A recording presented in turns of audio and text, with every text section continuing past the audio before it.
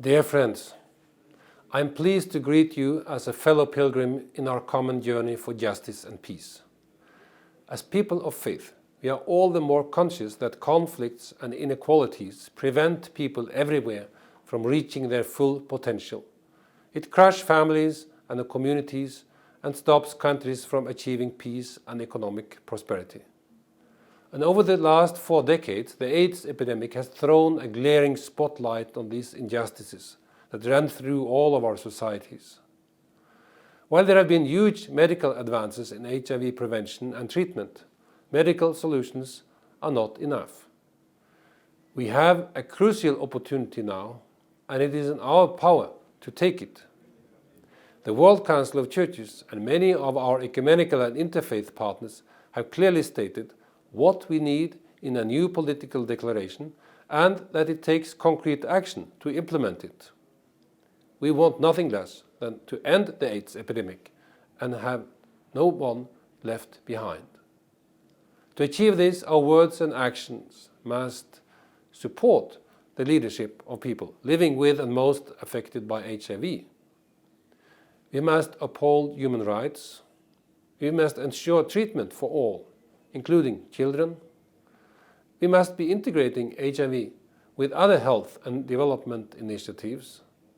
And we must strengthen the partnerships with faith-based and other civil society organizations to understand and to address the barriers and injustices that contribute to the spread of HIV, including stigma, discrimination, and gender inequality. And for all of this, we need predictable and sustainable funding that is sufficient to reach our ambitious targets. But just as AIDS cannot be resolved medically, the epidemic will not be ended only politically or economically. All of us, as individuals and as communities, must be committed to ending AIDS by 2030. We must lead by example to show that stigma and discrimination in any form is unacceptable. And we must respect the dignity of all, particularly those too often pushed to the margins of our societies.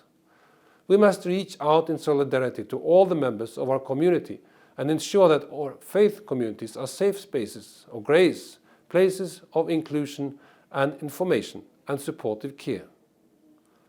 We must do our part to ensure that laws and practices in our countries do not criminalize and isolate those most vulnerable to HIV transmission. None of us should be alone as we struggle with these challenges. We need to live and act together as a fellowship, able to support and guide each other as fellow pilgrims on this journey. The global AIDS epidemic has taught us that we must do all what we can and that our part is not finished as long as somebody are left behind. As a World Council of Churches, we have committed ourselves to give this a priority.